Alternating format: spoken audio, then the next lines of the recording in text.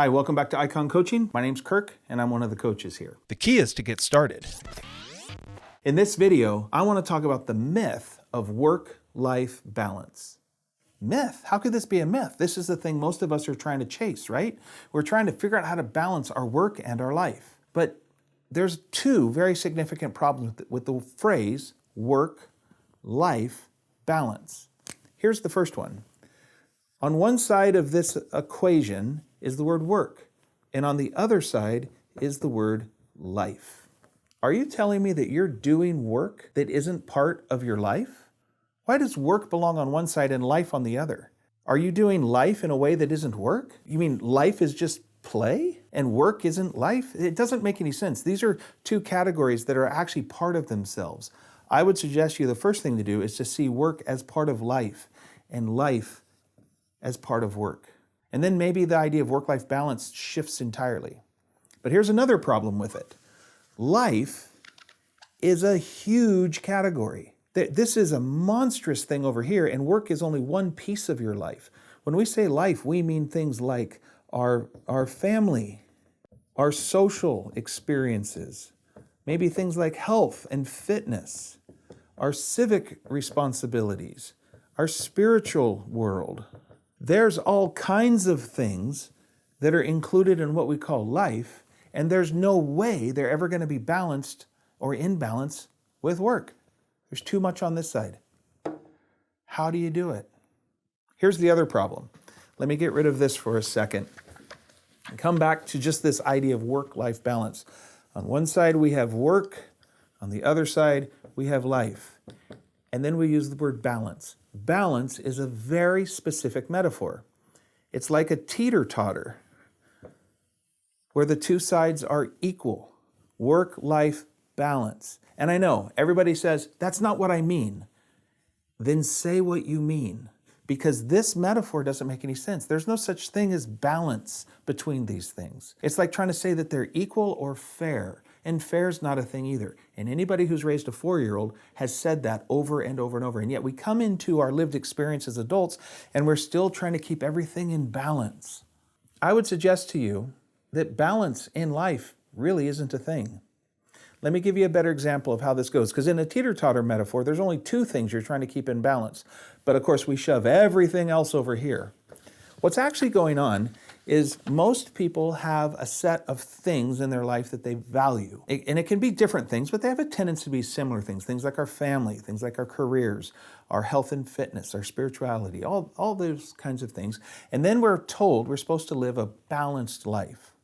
Well, rather than a teeter-totter in that example, what you have is a plate. And you've heard people say, I have too much on my plate. It's often the case. But now you've got the plate with your 5 to 7 things that you're supposed to keep in balance. But instead of being on a teeter-totter, now imagine a plate on a stick in the middle, and you're trying to keep all of this in balance like that. And it just doesn't work. Now, here's one of the things about values. These are things you value, or what we might call your personal values. And you might have 5 to 7 of them. And it's interesting to me that when I see people write lists of values, core values, things like that, there's usually 5 to 7, never 12, because we know 12 is too many. And so we whittle it down and we work really hard to come up with these 5 to 7, and then we think we're going to hold them in balance. But it never works. Let me suggest to you that work-life balance is a myth. It's an attempt at a solution to a real problem, but it's the wrong solution. The real problem is we're disorganized and we don't know how to set our priorities. You don't balance your life, you prioritize it. And when you do that, you're able to focus. I would suggest to you that the opposite of balance is focus. And that is something you can do. You can get your life in focus. And to do that, we have to prioritize. So instead of having all 7 of your values written down and held equally, I would like to see you write your values down in priority. 1 through however many you have, 5 to 7. One of the most valuable things you have is your attention. You spend money, you spend time, and you pay attention. And what you pay attention to is the most important thing. And it turns out you only have so much attention. And it seems as though we spend most of that on the top 2 or 3 of our values. There's a descending scale in our ability to pay attention. And you can see this in products in the market. It is not uncommon to see the number 1 selling profit have the majority of the market share, a huge amount. The number 2 selling product to have somewhere around maybe 50% of the sales. The number 3 to have something less than that. And the number 4 until you get down 5, 6, 7, 8. And the sales are kind of irrelevant relative to number 1. This is how product sales goes. In beer in America, that's Bud Light, Coors Light, Miller Lite, and then everybody else is just sitting out on this low tail. It's an exponentially decreasing curve. In ice cream, it's vanilla, chocolate, strawberry, mint chip, if you go to number 4. But the sales of mint chip pale in comparison to the sales of vanilla. And it's because of our ability to pay attention to things.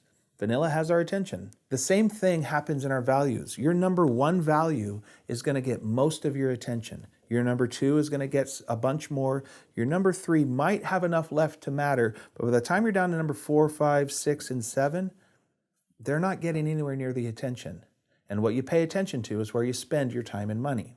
As a result of that, you are going to produce extraordinary results in whatever your number 1 value is.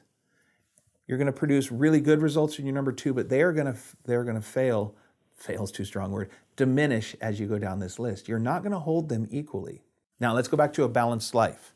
Let's say for a moment that my number 6 value is health and fitness. And in a balanced life, I would see somebody else's values, and in their world, health and fitness might be number 1. And if I'm trying to live a balanced life, it would seem right for me to compare the 2 outcomes of this. But when you understand you're actually living a focused life, the person who has health and fitness at number 1 is going to be in extraordinary shape. They're putting an extraordinary amount of time and energy into health and fitness.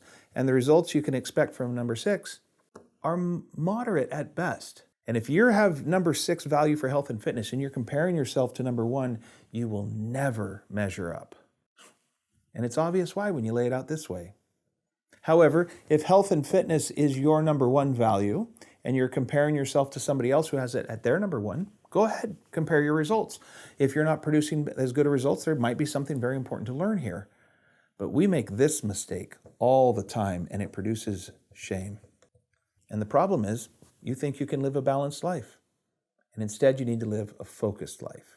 I know that trying to figure out your priorities and what to focus on is actually a ton of work. It's probably why we just throw around this phrase, work-life balance. And it's a fine phrase. It's just not very specific. It doesn't actually solve the problem. And it's a real problem. Figuring out what your core values are and what your core value that you want to deliver to the world is, now that's hard.